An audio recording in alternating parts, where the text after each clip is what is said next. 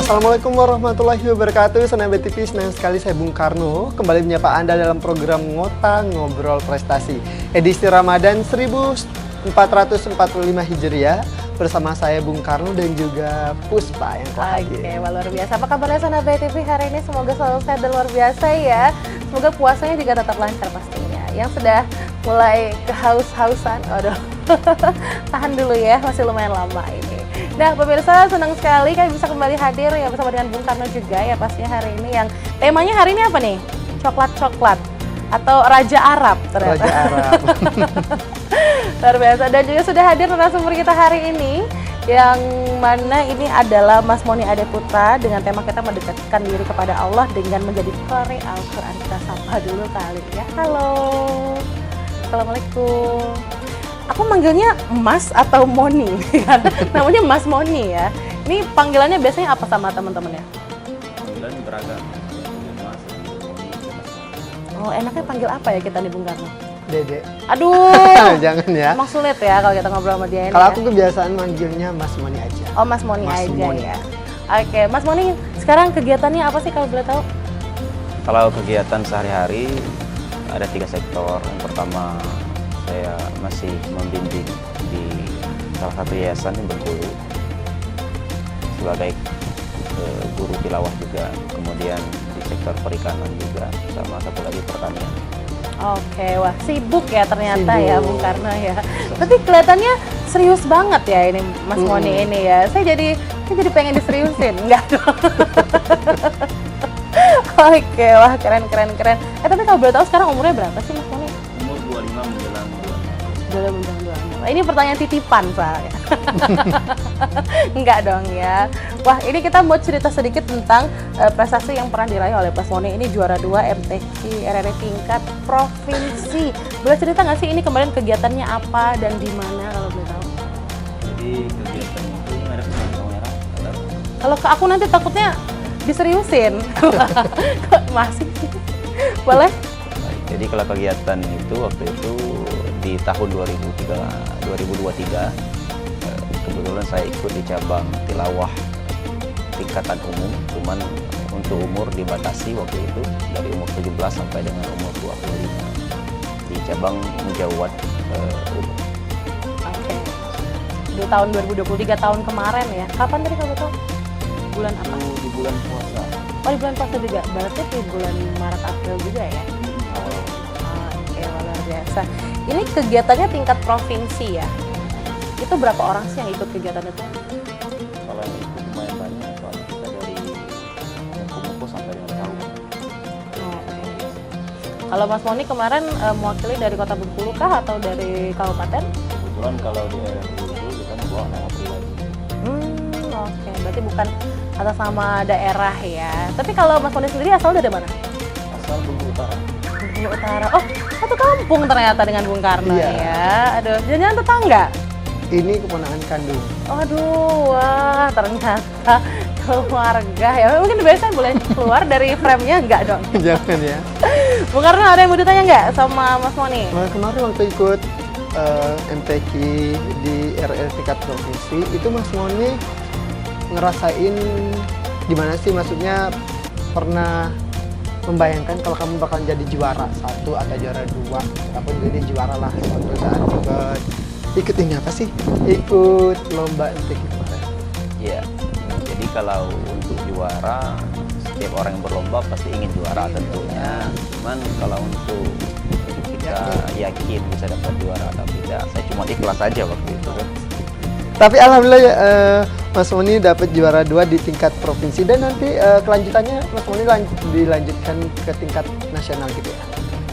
Itu kemarin diadain di mana sih? Pernah waktu nasional. Yang di nasional. Kalau nasional tahun kemarin. Itu yang diadain di Maksudnya yang saya pernah ikut ya, yang nasional. di Nangro Aceh Darussalam. Oh, Aceh. Oke, wah luar biasa. Tapi kalau untuk kegiatan RRI yang ini sendiri, itu mata lombanya apa aja sih? Apakah hanya MTQ saja pada saat itu atau ada mata lomba yang lain? Ya, jadi kalau MTQ itu sebenarnya sebuah perkataan umum yang di dalamnya memuat banyak cabang perlombaan. ada tilawah mujawwad, ada juga tartilnya, ada juga kayak pahmil Quran, paham Qurannya, ada juga kayak tahfiz gitu. Jadi banyak, ada juga syartil dan segala macam. Oke, berarti banyak dan beragam ya. Berarti yang kamu ikuti kemarin itu mencakup semuanya kah? Saya kebetulan di bidang tilawah mujawwad. Tilawah tilawah. Oke. Tapi kalau yang dinilai dari lomba tilawah itu apa aja sih, Mas Moni? Kalau poin penilaian itu khususnya di cabang yang saya ikuti itu yang pertama kali tentu tajwid. Tajwid itu istilahnya generalnya kalau di bidang TNI ya, yang paling tinggi penilaiannya. Kemudian juga makhrajul huruf, ada juga fasohah juga di sana. Kemudian suara tentunya karena kita berlagu juga, dan nafas juga. Tapi tajwid yang paling utama ya, termasuk penilaian yang paling besar. Paling besar, tajwid 40%. Oh, 40% penilaian. Wah, luar biasa ya. Kenapa sih tajwid itu jadi poin terbesar dalam penilaian di tilawah itu, Mas Moni? Ya agak canggung juga ya kalau mau serius banget gini ya. Jadi sebenarnya kalau kenapa alasannya tajwid menjadi salah satu poin penilaian terbesar, karena memang tajwid itu mempengaruhi arti nantinya. Salah satunya kalau misalnya panjang harokatnya hanya 2, kemudian kita panjangkan menjadi 4, itu bisa berubah makna. Kalau kita mau kasih contoh aja misalnya seperti Al-Fatihah itu, kalau kita baca seharusnya ha kecil, kita baca menjadi ha besar. Alhamdulillahirabbil alamin, kita baca menjadi alhamdulillahirabbil alamin, yang arti sebelumnya segala puji bagi Allah berubah makna menjadi segala kematian bagi Allah. Jadi itu mengapa salah satu menjadi alasan itu menjadi poin tertinggi. Oke, berarti cara tajwid ini memang jadi paling penting karena bisa merubah artinya justru ya. Oke, wah luar biasa sekali ya. Mungkin pemirsa nih baru tahu nih untuk penilaian mungkin pernah lihat juga ya ada kegiatan lomba MTQ, tilawah dan lain sebagainya. Ternyata penilaian tajwid ini paling penting, tidak hanya yang bersuara merdu dan lain-lain ya.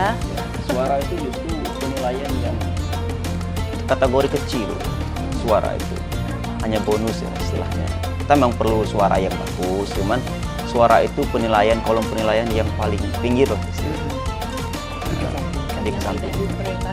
Ya, ya. Suara bagus, maka jadi kacau balau.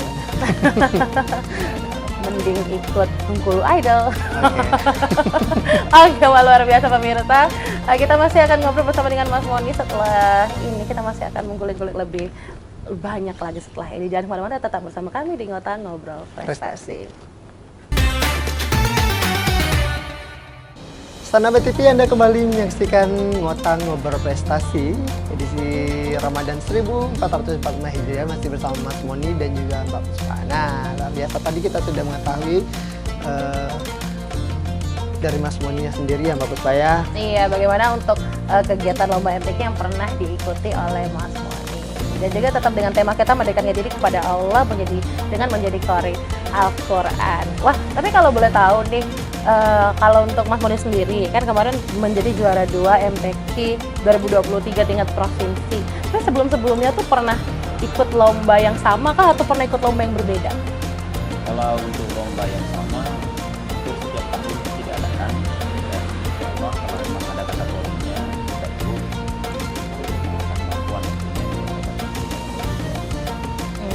Itu lomba apa biasanya? Memang MTQ terus kah atau tilawah terus kah atau pernah ikut lomba yang lain? Kalau untuk lomba yang lain, kalau keluar jalur daripada keagamaan, pernah juga lomba debat gitu. Oh. Kemudian dapil juga pernah. Kira-kira kalau memang ada kemampuannya kayak gitu. Oh, pernah ikut lomba debat juga? Di mana tuh dulu? Oh, oke. Waktu masih ini mahasiswa ya. Oh, sekarang udah nggak mahasiswa lagi? Sudah tamat ya, alhamdulillah. Yang belum tamat semoga segera tamat. Wah, luar biasa. Lomba debat waktu kuliah ya. Kamu boleh tahu kuliah di mana sih dulu? Dulu Universitas Bengkulu ya. Wah, ikut lomba debat, ikut UKM debat juga dulu.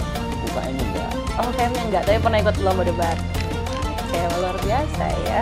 Nah, tapi kalau mau ngomong-ngomong sedikit tentang lomba MTQ tadi ya, yang pernah kamu ikuti sebelumnya. Tapi kalau untuk lomba sendiri, kamu persiapannya seperti apa sih?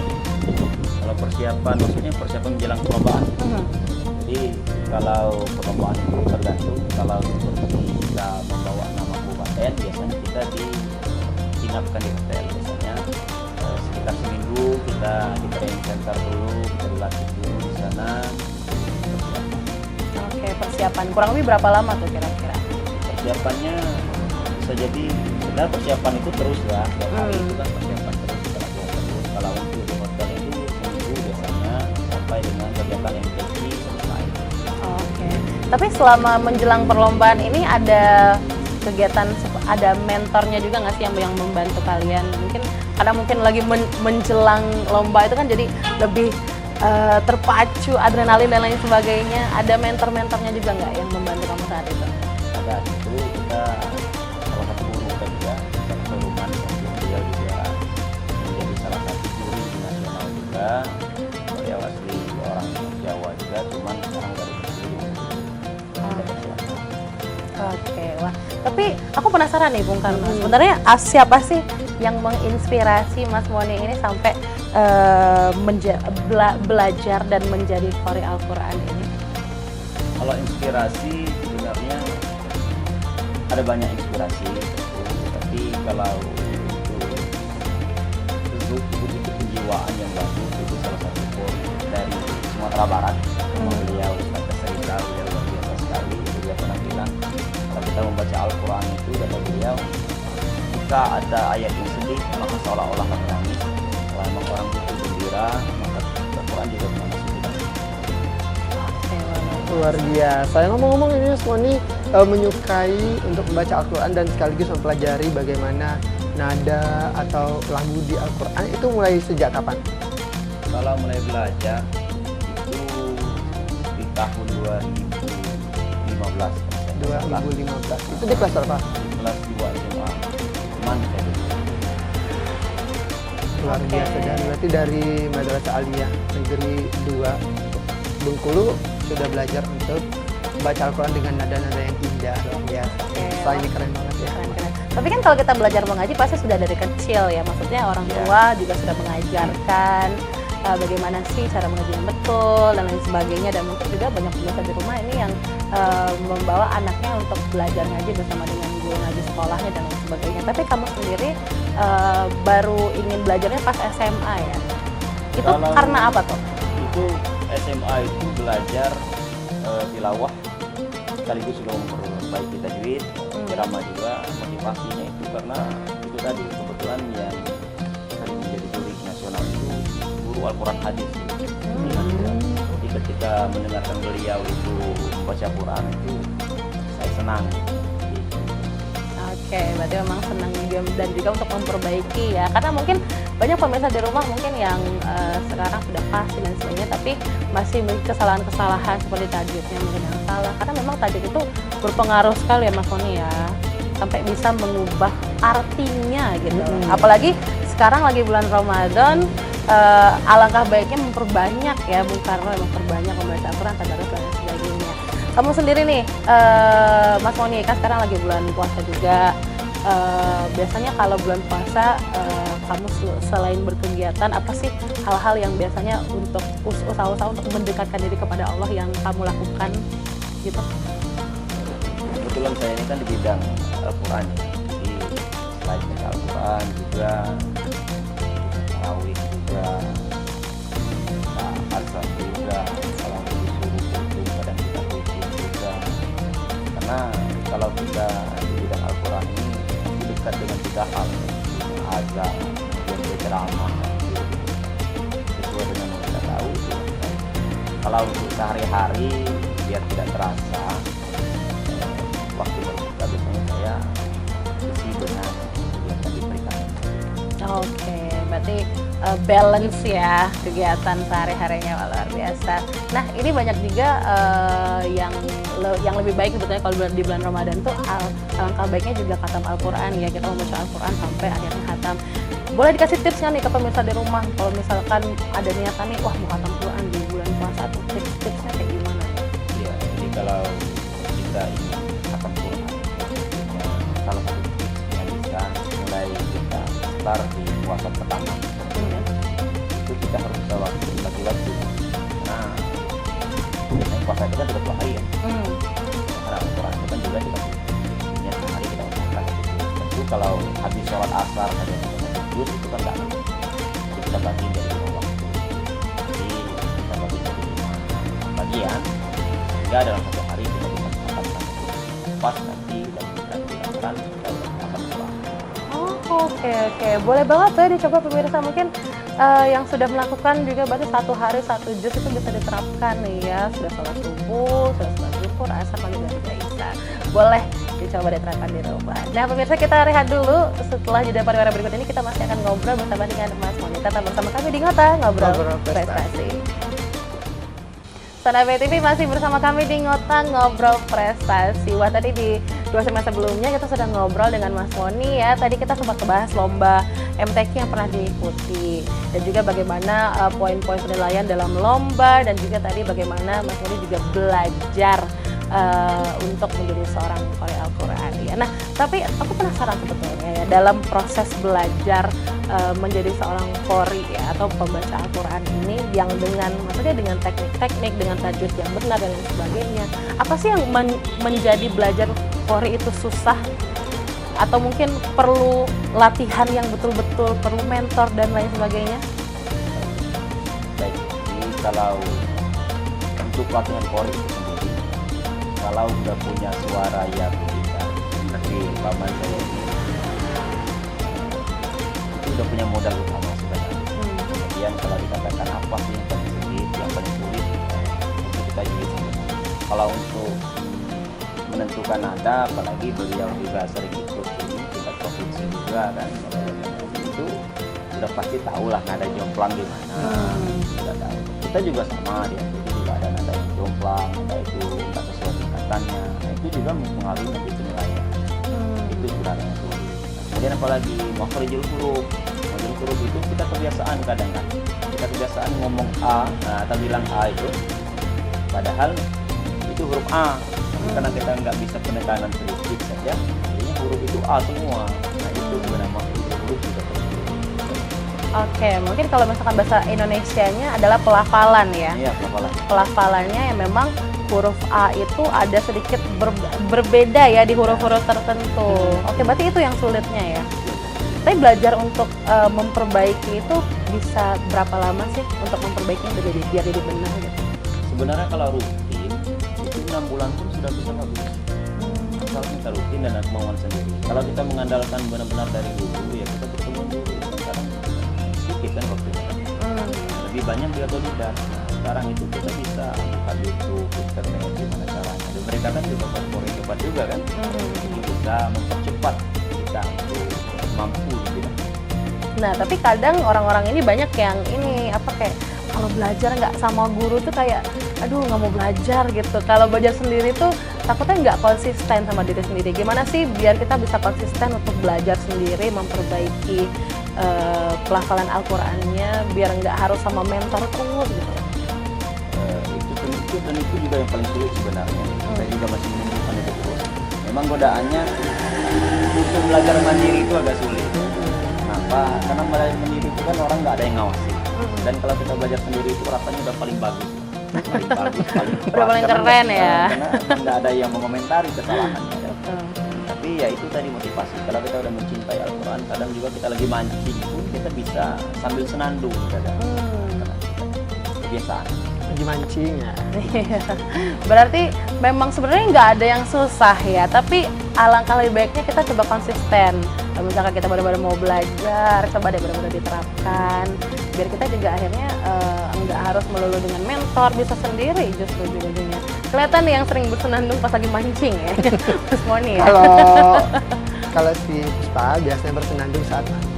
Enggak dong. Kok tahu sih? Dia sering ke rumah saya ya. Tahuan, aduh, saya harus kunci pagar nih kayak biar Bung Karno nggak masuk. Nah, tapi menurut kamu sendiri Mas Moni, mengapa sih kita belajar membaca Al-Quran dengan benar itu jadi penting? Alasannya yang pertama, kalau saya menyadari pedoman hidup manusia itu kan Al-Quran. Sama seperti mesin cuci saja, kalau kita tidak mengerti cara menggunakannya, ada bantuan buku petunjuk. Al-Quran itu menjadi bantuan juga bagi kita dalam kehidupan sehari-hari. Kemudian juga motivasinya apa yang dicari juga di dunia ini. Kadang kita mencari ekonomi, Al-Quran juga bisa memperbaiki ekonomi. Saya dulu juga sulit sekali untuk bisa paksa untuk jajan, itu sulit. Cuman begitu dekat dengan Al-Quran, ada saja kemudian apa lagi dicari, misalkan ingin menaikkan derajat kedua orang tua atau keluarga juga bisa. Dari Al-Quran kita kenal banyak orang juga. Kita di setiap momen kita juga diminta yang paling depan juga. Akhirnya juga orang mengetahui kita anak siapa juga bisa mendekatkan derajat keluarga. Jadi apa yang dibutuhkan sebenarnya kalau kita mendekatkan dengan Al-Quran itu bisa.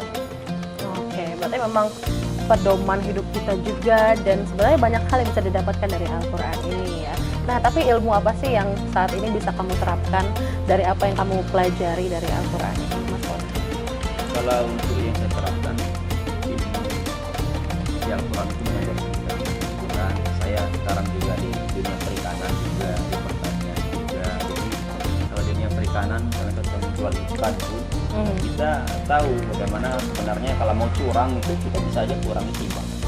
Cuman kalau kita udah biasa dengan Al-Quran, interaksi dengan Al-Quran, kita boleh melakukan itu, kita benar-benar hati-hati dalam setiap tindakan. Juga bicara dengan orang, kadang kita juga harus hati-hati. Sebenarnya banyak ya yang bisa diterapin ya. Misalkan memang ini manusianya nih gimana mau menerapkan ilmu-ilmu yang sebenarnya banyak sekali ya yang bisa kita dapetin ya. Sama seperti kita belajar mungkin ilmu-ilmu yang lain ya, bisa diterapkan dalam kehidupan sehari-hari. Tapi Al-Quran juga sebenarnya berpengaruh sangat besar juga untuk kehidupan kita ya. Nah, mungkin karena kita juga tidak punya waktu banyak ini ya, mungkin Mas Woni, ini pesan dan harapan mungkin untuk kamu sampaikan ke Sanak BTV supaya lebih memotivasi dan juga mungkin memaknai bulan Ramadan ini seperti apa? Baik, untuk semua pemirsa ini ya, pemirsa BTV, masyarakat Bengkulu khususnya yang punya putra dan putri yang masih kecil, ajarilah mengaji. Mengapa? Bukan tidak penting ilmu dunia, penting juga. Cuman apabila nanti kita sudah tidak lagi di dunia ini, aset yang paling besar itu sebenarnya anak yang soleh. Juga pahala doanya itu bisa mengalir terus. Bukan berarti ilmu dunia tidak penting. Sekarang itu kita sering sekali melihat bahwa perbedaan penglihatan kita terhadap ilmu dunia dan ilmu akhirat ini agak sulit sekali. Contoh misalnya kalau dengan guru ngaji honornya 10.000, kadang sering nunggak ya. Nah, kalau dengan guru-guru bahasa Inggris atau matematika kita 1.100.000 atau berapapun itu kita merasa tidak berat. Dan sering sekali juga kita mengharapkannya supaya putra dan putri Indonesia ini juga mencintai Al-Quran, tidak mesti harus jadi komik. Yang penting mencintai Al-Quran dan belajar membaca Al-Quran luar biasa. Baik, Sanak BTV, senang sekali tentunya kita sudah banyak banget ngobrol dan mengetahui bagaimana keseharian dan juga menciptakan prestasi di bidang Al-Quran. Tentunya masih bersama Mas Moni ya, Mbak Puspa ya. Iya, dan juga semoga pemirsa setelah tayangan kami ini bisa termotivasi dan juga mendapatkan manfaatnya bagaimana menjadi seorang pembaca Al-Quran dan membaca Al-Quran dengan benar ini bisa mendapatkan banyak hal dan ilmu yang banyak sekali dari Al-Quran ini dan bisa diterapkan di kehidupan sehari-hari. Terima kasih Mas Moni yang sudah hadir di Ngotak Ngobrol Prestasi. Terima kasih, saya Puspa Spera Rumdan. Dan saya Bung Karno, pamit undur diri beserta seluruh rapat kerja yang bertugas. Terima kasih. Wassalamualaikum warahmatullahi wabarakatuh. BTV Beken.